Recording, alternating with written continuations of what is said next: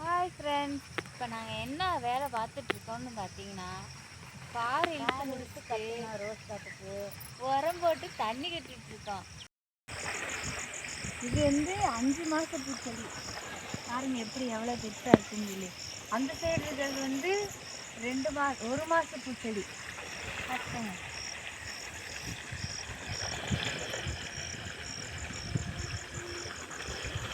இந்த காட்டுக்கு வந்து இப்போ உரம் போட்டு தண்ணி கட்டிகிட்டு இருக்கோம்.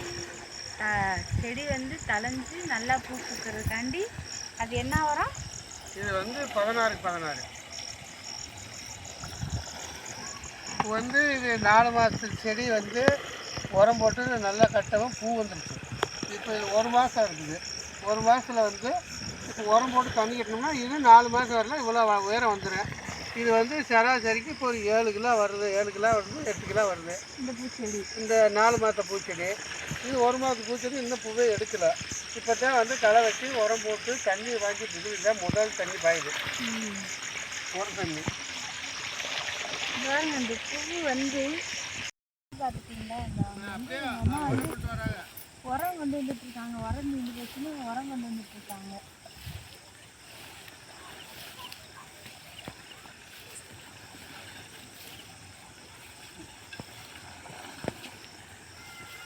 கொஞ்சம் போட்டு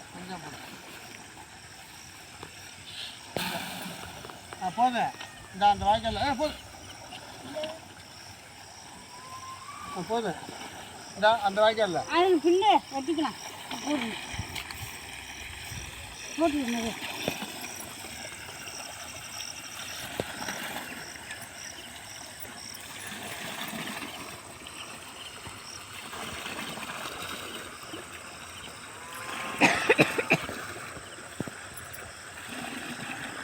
தண்ணி இருக்குமா? தேனியில் கிடக்கும் தண்ணி. இங்கேருந்து மோட்டர் இருக்கு. நம்ம எடுக்கணும். வாங்க இன்னொரு பூந்தோட்டத்துக்கு போய் பார்ப்போம். அது என்ன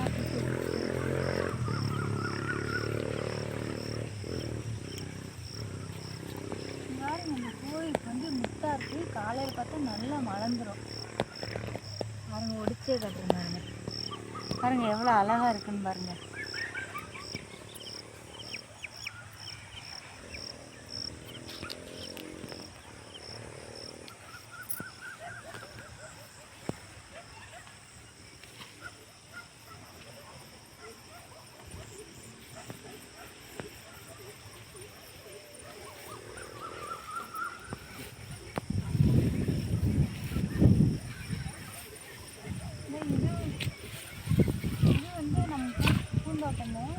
இது என்ன பூன்னு பார்த்தீங்கன்னா, இது வந்து செண்டு மல்லி. இது வந்து மாலை கட்டுற பூ, செண்டு மல்லி. பாருங்க, இது வந்து இப்போ வந்து இன்னும் முட்டா இருக்குது, பாதி காயாக இருக்குது மலராமல். மலர்ந்து வந்து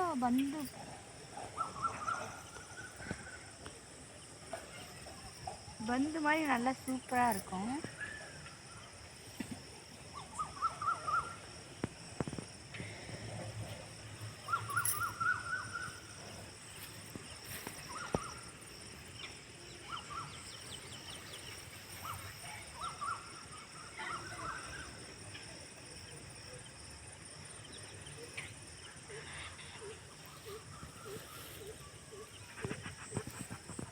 இதுக்கு இடையில நட்டுருக்கிறதும் பார்த்திங்கன்னா அந்த பூச்செடி தான், ரோஜா பூச்செடி தான், பன்னீர் ரோஸ்.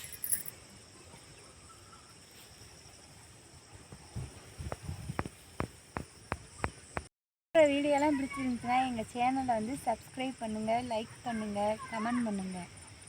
அடுத்து நெக்ஸ்ட் வீடியோவில் சந்திப்போம். டாட்டா, பாய்.